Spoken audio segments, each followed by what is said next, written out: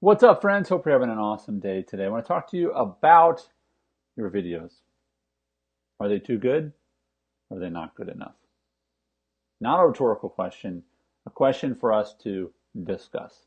So here's how I think about video. I think that video is important. It's going to get more and more important.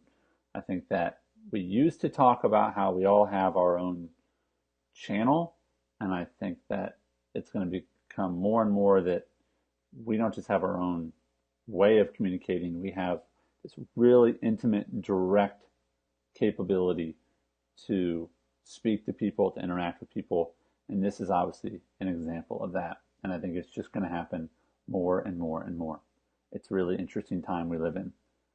I was having a conversation with a client this morning and a friend, and we were discussing if you can make your videos actually too good versus not good enough. And so I don't know what expectations you have of your videos, but I want to have you make sure that you're not using this excuse for not making videos. Here's an excuse of most people, my clients that get my program or get my coaching, they talk about for why they haven't done videos. They're not going to look good enough. They're not going to sound good enough. And I would submit that there are times when your videos can look too good, because I think there's goals that we need to have, shared goals with all of our videos. And one of them is authenticity. This is why certain politicians don't get elected, why others do, why we believe certain people, why we don't believe others, is because when someone is authentic, that makes them relatable. Because at least you can believe what's coming out of their mouth, even if you don't agree with it. Right? And I think that is a core problem that people have when they start getting too good at things, is things start to sound rehearsed, which means they're not heartfelt. And I know it's a challenge, it's difficult, but the best speakers that I know and the best people on video I know, they always communicate a message of authenticity and relatability as they speak. I think this is one of the reasons that Oprah inspired so many people. She didn't look like someone who was supposed to be famous in television. You know, she broke the mold in so many different ways, but she was very authentic and relatable. But what about professionalism? Well, I think that when it comes to your professionalism, you should have decent gear. You should invest in a $60 webcam like the Logitech C920 that I'm using.